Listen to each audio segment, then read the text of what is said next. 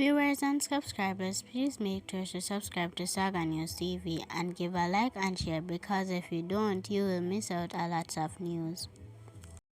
A policeman was shot dead at his home in Olaba, St. Catherine on Saturday morning. The deceased has been identified as Corporal Camille Main, who was assigned to the Kingston West Police Division. It is understood that the cop's firearm was stolen in the incident. Residents who heard the gunfire alerted the authorities. Investigations are ongoing. Police in St. Andrew have charged 65-year-old businessman Robert Bell, otherwise called Andy Bell, of a St. Andrew address, with assault occasion actual body harm, following the assault of a nurse along Mount Friendship Road in the parish on Thursday, May 13. Reports from the Stony Hill police are that at about 7:15 p.m., Bell, who was the driver of a Mercedes-Benz motor vehicle, ahead of a woman Toyota Vitz motor car, abruptly altered and started swerving along the roadway. The woman allegedly attempted to drive around Bell's vehicle. When he stopped, get out, shoved his head into the woman's vehicle, spit in her face, and struck her vehicle repeatedly with his hand. Reports are that the nurse exited her vehicle to make checks of the damage. When she saw Bell with a handgun in his hand, he then flung her to the ground and physically assaulted her, causing swelling and bruises all over her body. A report was made to the police, and Bell was subsequently apprehended and taken into custody, where he was formally charged. The incident, parts of which was captured on video, is believed to be a case of road rage. Bell's court date is being finalized. Unidentified man was fatally shot after he allegedly attacked police personnel with a machete at the Brownstone police station in St. Ann on Friday. Reports are that about 3:45 a.m., two men were seen on the station compound and were approached by police. One of the men was reportedly armed with a machete and advanced towards one of the cops. He was reportedly shot and injured while the other man escaped. The injured man was rushed to the St. Ann's Bay Hospital for treatment, where he pronounced dead. The Independent Commission of Investigation has since launched a probe of the matter.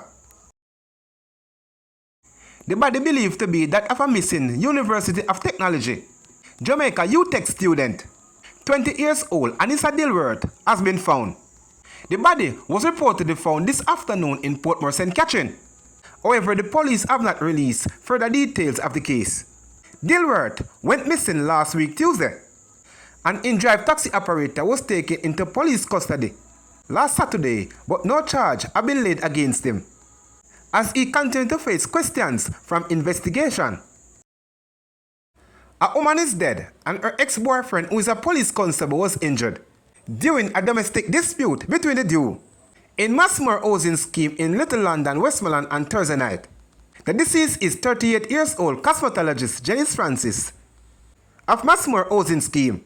The injured constable was shot in his left palm during the incident and has been hospitalized in stable condition. Reports are that sometime after 7 p.m., the law enforcer arrived home and was allegedly attacked by Francis, who was armed with a machete and awaiting him in the dark at the premises.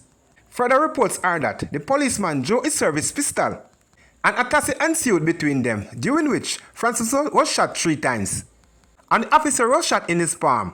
An alarm was raised and the injured person was assisted to the hospital, where Francis died while undergoing treatment. The former couple had 2 children together, one of whom died, and confirmed reports are that the relationship ended between them shortly after the child died. However, residents claim that the woman subsequently became confrontational with the policeman and his new common law wife. The police have launched an investigation into the shooting of a woman during a police operation on Providence Lane, Solofield, St. Andrew on Wednesday, May 14. A 33-year-old man was also taken into custody following the seizure of an prohibited weapon and ammunition during the incident. Reports are that about 11 p.m., police team were on operation in the area when a group of men was seen. On the approach of the police, the man fled, one of whom fell and dropped a firearm in the process. He was apprehended and the weapon, a core rifle with 10 cartridges, was seized. While the man was being arrested, The police came under attacks from residents in the community who reportedly discharged firearms and direct other projectiles at law enforcers. However, the police were able to take the suspect into custody. The police later received reports that a woman from the 8th area went to seek medical attention from a gunshot wound that she sustained. A full investigation is now underway to determine the circumstances surrounding the injury of the woman. Meanwhile, the police are reminding members of the public to not impede law enforcers in their operation, as interference can pose a risk to residents and security force personnel on duty. Residents are therefore urged to cooperate with the police. Anyone with information that can assist in the investigation into the injury to the woman is asked to call the Officer Criminal Investigation Branch CIB at 876-926-2551, Crime Stop at 311, the National Intelligence Bureau at 811, or the nearest police station. A high alert has been activated for 16-year-old Shanika Simit of Riddles Road address, who has been missing since Friday, May 16. She is of a brown complexion, slim built, and about 5 feet 6 inches tall. She was last seen wearing a St. Hugh's High School uniform. Reports from the Constant Spring Police are that Shanika attended school on Friday and was last seen in the Alpha Tree area. Anyone knowing the whereabouts of Shanika Simit is asked to contact the Constant Spring Police at 876-457-8366. The 119 police emergency number or the nearest police station. We are so worried about her. No one hasn't heard from her nor seen her. I don't even know what to do right now. Maurice Simit, Shanika's father, said.